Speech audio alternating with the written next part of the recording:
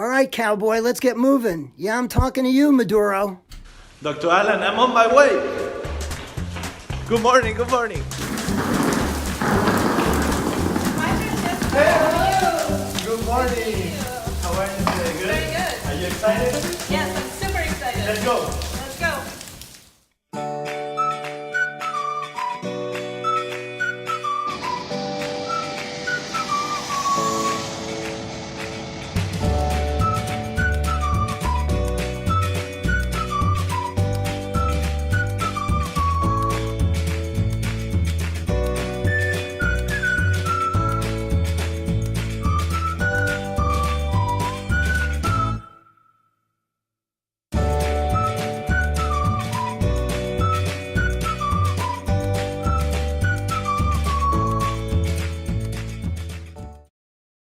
Day 1 and 2, Monte Verde.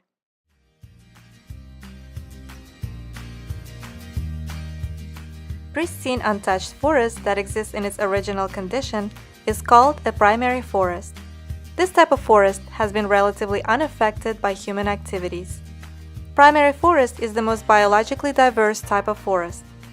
A full ceiling canopy and absence of heavy ground floor vegetation due to very little light is a quick way to recognize a primary forest. Only 7.5% of forests in Costa Rica are primary. Unlike a primary forest, a secondary forest has been disturbed in some way, whether naturally or unnaturally.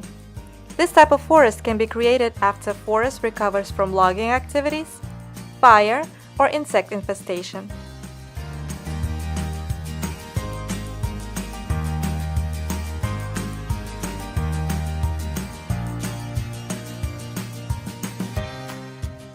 In Monte Verde, we visited Santa Elena Cloud Forest. Why is it called a cloud forest? As the water evaporates off the sea, it forms a warm mass of air, which then is carried inland until it strikes a mountain. Next, the winds force the warm air up the side of the mountain, where it cools in higher elevations, and the water vapor begins to condense.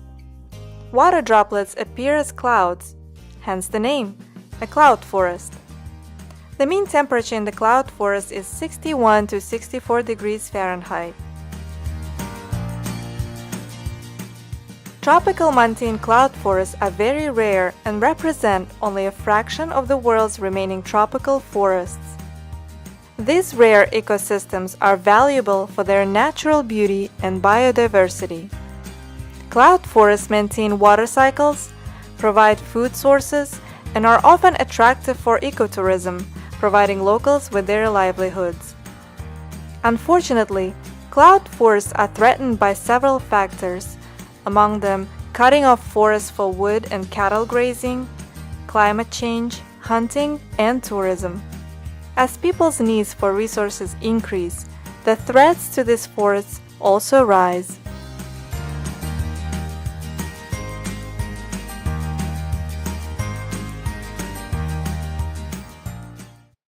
Climate change is among the biggest concerns. Cloud forests contain a fragile ecosystem. The change of temperature may alter the population of species and cause extinction of rare birds, frogs, and plants. New climate models suggest that in the next 50 to 100 years, cloud forests may get warmer and drier and eventually turn into rainforests.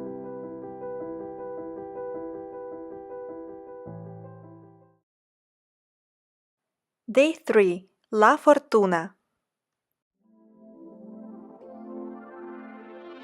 Although we stay here only one night, in the morning we are rewarded with a beautiful sunrise overlooking an impressive volcano Arenal. On this day, it is shrouded with golden clouds. Standing over 5,000 feet tall, volcano Arenal is known for its nearly perfectly symmetric cone shape.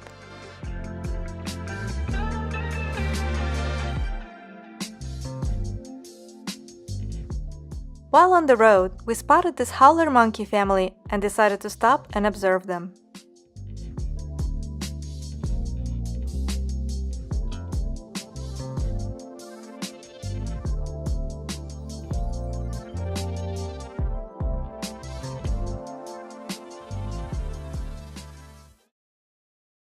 Day 4 and 5. Makenke. Welcome to Makenke Eco Lodge. My name is Julio, and me and my family, we opened this place 10 years ago. 1 second, guys. Is that a quetzal? No, just joking. Quetzals are only found on the cloud forest. However, here we have more than 500 species of birds at the Makenke Wildlife Refuge.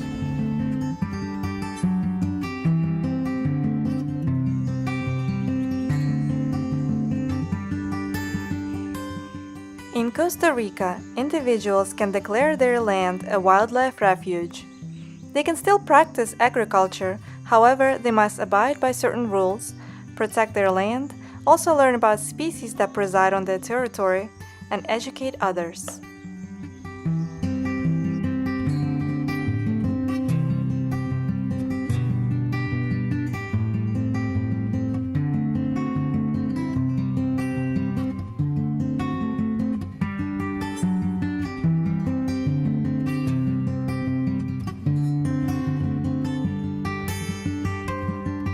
People ask me all the time, so Julio, why did you open an eco lodge instead of doing agriculture? Well, I always say, I'm really passionate about our planet, about our environment, and it's really sad that in 50 years, 50% of the species are gonna be gone. So me and my family, we found a balance between nature and profits, and honestly, we're doing pretty well.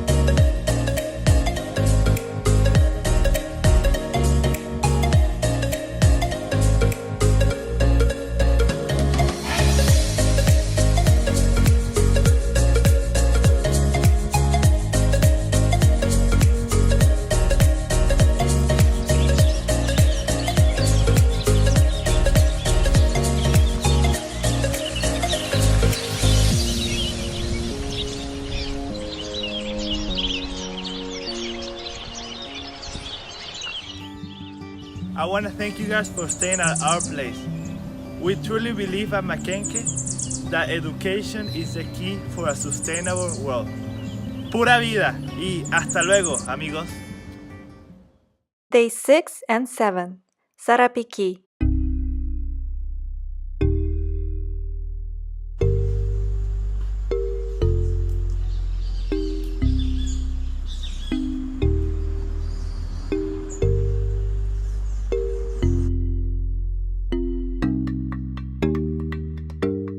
Costa Rica has more than 100 species of bats.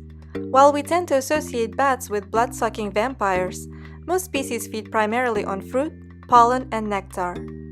At Terembina Bat Research Center, we learned that these highly evolved creatures, which account for more than 50% of Costa Rica's total mammal population, play an important role as pollinators in the ecosystem.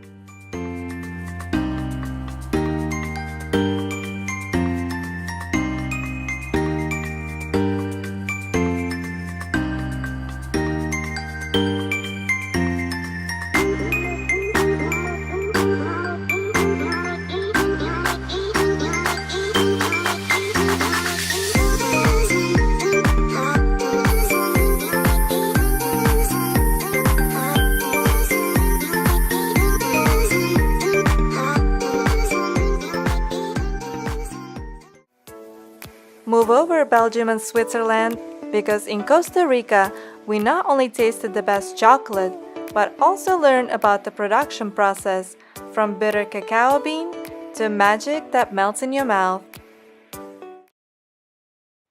Day 8 and 9. Los Quetzales.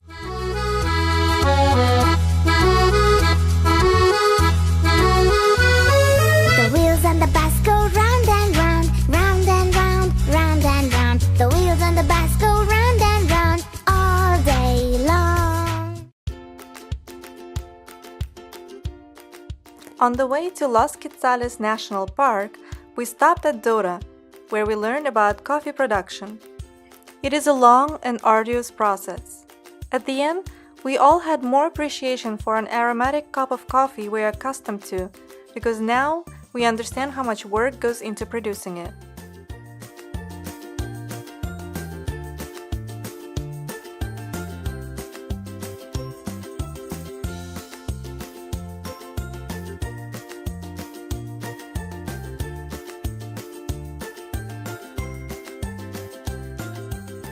Dota Co-op coffee labels boast that they are CO2 neutral.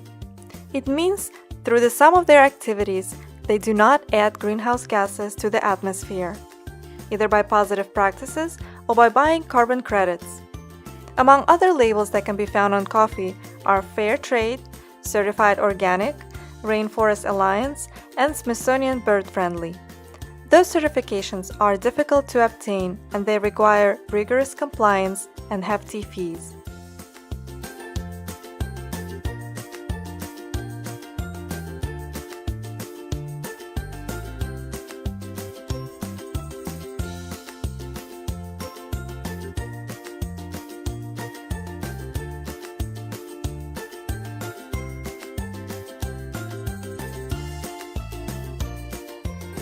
In Los Quetzales National Park, we learned about an organization that is trying to educate farmers and show them alternative ways to earn money. We were able to observe this magnificent male resplendent quetzal because a farmer who owns this land called our tour guide, who in turn brought us here.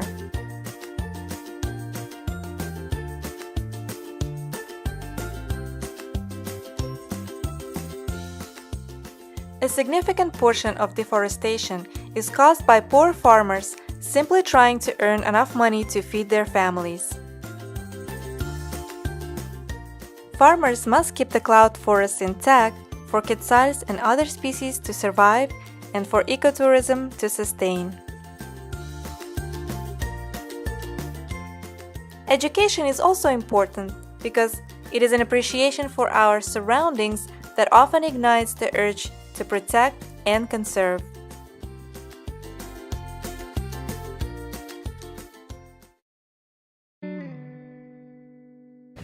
Today's our last day here in Costa Rica. Honestly, I had so much fun, and now I'm more aware of the environmental problems that are happening in Costa Rica and all over the world. We would like to thank Dr. Allen for this great opportunity. And we hope you liked the video. Thank you. Bye!